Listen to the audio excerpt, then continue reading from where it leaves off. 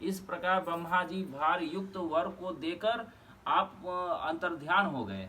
श्री पुलत्स मुनि जी ने कहा, हे कुरुवंश की वृद्धि करने वाले भीष्म, चित्रगुप्त से जो प्रजा उत्पन्न हुई है उसके नाम का मैं वर्णन करता हूँ, सुनो।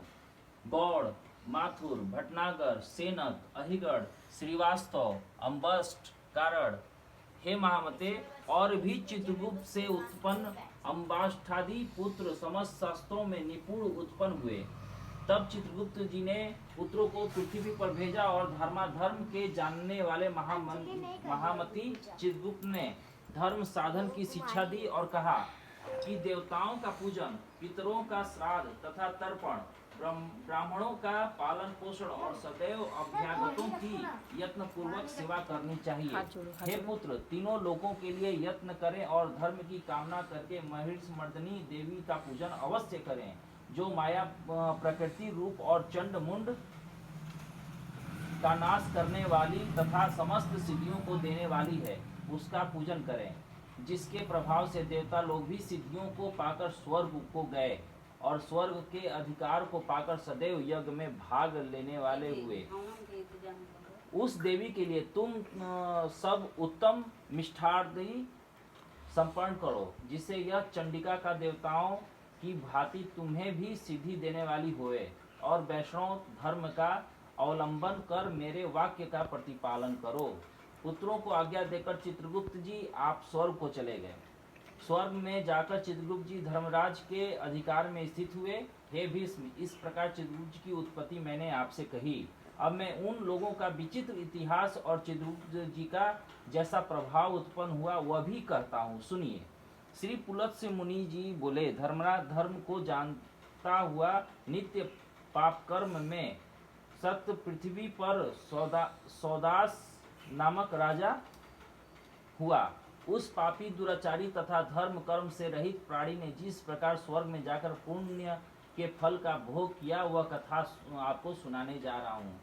राजनीति नहीं जानते हुए भी राजा ने निज राज्य में ढिंढोरा फिरवा दिया कि दान, धर्म, हवन, श्राद्ध, तर्पण, अतिथियों का सत्कार, जप, नियम तथा तपस्या का साधन मेरे राज्य में कोई नहीं करेगा।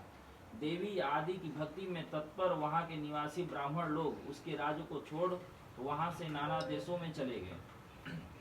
जो रह गए वे यज्ञ, हवन, श्राद्ध तथा तर्पण कभी नहीं करते थे। हे गंगा जी के पुत्र, तब से उसके राज्य में कोई यज्ञ, हवन आदि पुण्य कर्म कोई नहीं करने वाला था। हे भीष्म, उस समय उस देश से पुण्य बाहर हो गया। ब्राह्मण तथा अन्य वर्ण के लोग धर्म का नाश करने लगे। अब आप उस दुष्ट राजा का कर्म फल सुनो। कार्तिक शुक्ल पक्ष की उत्तम तिथि द्वितीया को पवित्र होकर कायस्थ लोग चित्रगुप्त का पूजन करते थे। वे भक्ति भाव से परिपूर्ण होकर सुंदर धूप दीपादि कर रहे थे।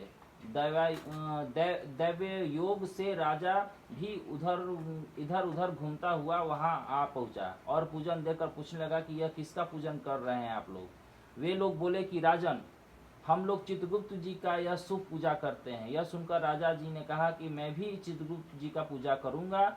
और उस राजा ने विधि युक्त स्नान कर श्रद्धा युक्त मन से चित्रगुप्त जी की पूजा की और उस भक्ति युक्त पूजन करने से उसी क्षण पाप रहित होकर राजा सौदास स्वर्ग लोक को चला गया।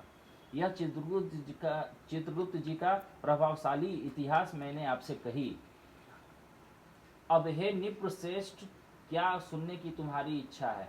यह सुनकर भीष्म जी महर्षि पुलत्स मुनि जी से बोले, हे विपेंद्र, किस विधि से वहाँ उसने पूजा किया? हे प्रभो, उसने कौन सी विधि की थी जिसने प्रभाव से मुनि श्रेष्ठ राजा सौदास स्वर्ग को चले गए? श्री पुलत्स मुनि जी बोले, हे भीष्म, चित्रगुप्त जी के पूजन विधि आपसे मैं कहता हूँ। घृत से बने मतलब घी से बने नैवेद्य, ऋतु फल, चंदन, धूप, दीप, अनेक प्रकार के नैवेद्य वस्त्र से पूजन कर मेरी शंख, मृदंग, डिम अनेक बाजे बजाकर श्री चित्रगुप्त जी का भक्ति युक्त पूजन करना चाहिए। हे विद्वान, जानबूझ के कर रही है। नवीन कलश लाकर जल से परिपूर्ण करें, ऊपर शक्कर से भरा एक कसोरा रखें यत्न पूर्वक पूजन कर ब्राह्मणों को दान देवें। पूजन का मंत्रार्थ यह है